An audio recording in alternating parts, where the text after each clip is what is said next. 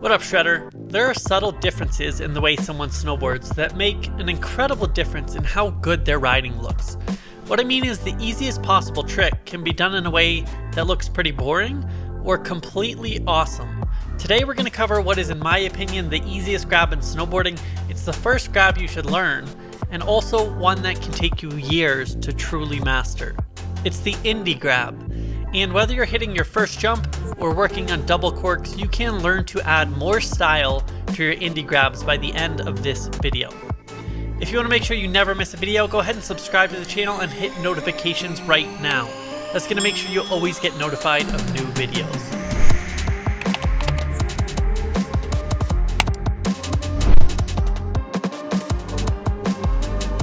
Like most snowboard tricks, the Indy Grab, or Indy Air, was invented on a skateboard. The Indy Air was originally called the Gun Air, which was invented by Gunnar Hago in 1977.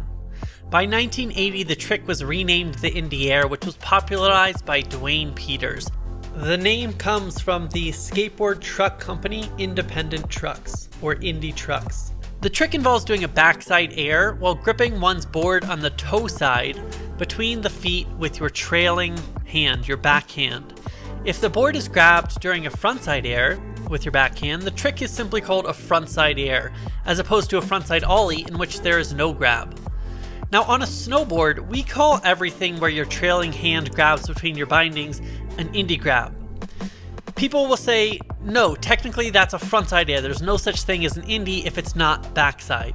Or they'll say, Indy Grab is a frontside grab when turning backside, so technically a straight Indy Grab doesn't exist. In my opinion, this is dumb. They're just seeking status. It's like saying that an iPhone isn't a phone because it's not plugged into the wall. Language changes, and anyone who doesn't get that doesn't understand language. Remember that all words are made up, and their point is to communicate a concept, so what is generally accepted becomes a word. So yes, in snowboarding, especially outside of the halfpipe, I will use the term Indy Grab to refer to any grab where my trailing hand grabs the toe edge of my snowboard in between my bindings. And no, I'm not wrong. Maybe you shouldn't be so pretentious, Doug Smith. Anyways, here's a frontside air to appease you. Okay, let's cover some prerequisites.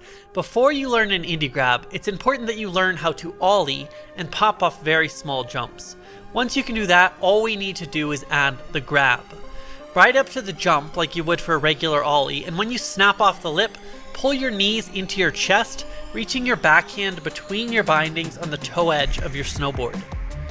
You can be patient here and wait until you're almost at the peak of your air time. Trying to grab too quickly will send you out of control or cause you to hop off the jump instead of ollie. Notice that we didn't bend over to reach the board. We brought the board to us while standing up straight. If you've practiced sucking up your back leg like we teach in the How to Ollie video, this shouldn't be a problem. Note that we also grab in between our bindings. Grabbing outside would make this a Tindy Grab, and that is a faux pas in snowboarding, meaning it's frowned upon. It's a no grab zone. Once you've grabbed the board, you can let go, extend your legs, and look for the landing. Ride away just like you did an ollie. Now here's where things get a little more complicated. If all you do is pull your board up and grab it, that's technically called a STINKBUG. Now look, you should definitely learn the STINKBUG before you learn other grabs, but you don't want to stick with it forever. Almost all Indy Grabs are going to use some element of style to avoid the dreaded STINKBUG. Lucky for you, Indy Grab is one of the easiest to tweak. There are a couple main variations that I love. The first two are the Indy Nosebone and the Crail Grab. An Indy Nosebone occurs when you straighten or poke your front leg, usually at a slight backside angle. You can have your arm go inside your knee or outside your knee, but keep your hand in between your bindings. Personally, I like the arm inside the knee. To really get the poke on the nosebone, it helps to throw your front arm up in the air, sometimes called the Burton arm. A variation that works well outside the knee is called a tuck knee, where you drop your back knee towards the top sheet of your board and pull back with your arm. My go-to grab for staying stable in the air is the Crail Grab, and this is where you grab Indy near the front binding and tweak it frontside by pushing your back leg out instead of your front leg like on the Indy Nosebone.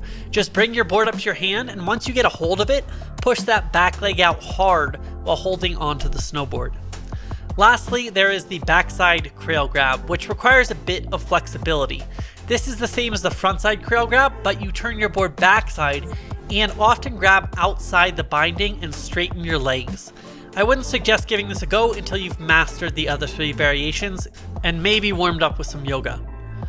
So what commonly goes wrong? If you're having trouble reaching your board, first lay on your back and get the feeling for grabbing Indy and poking out your grabs. You can do this at the top of the lift before you go down the hill.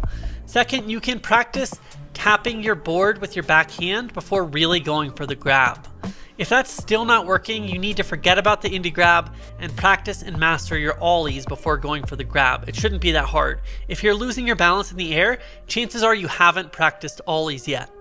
Remember that every snowboard trick is built on the foundation of another trick. Don't skip ahead until you've mastered the basics. So what are some variations of this or features you can do it on? There is the frontside air in the half pipe, which is technically not an Indy. There is the backside air or Indy grab. You can do it with frontside spins. I like the frontside 540 Indy. You can do it with backside spins and backflips, rodeos, and cripplers. That's the Indy grab, one of the most versatile grabs on the snowboard that can be done a half dozen different ways. Remember, the Indy grab is when you grab your toe side edge in between your bindings with your trailing hand. Go out there, poke out your Indy grab, give it some style, avoid the tindy and the stink bug, and let us know what your Indy looks like. And if you see Doug out there, tell him this is an Indy grab on a snowboard too.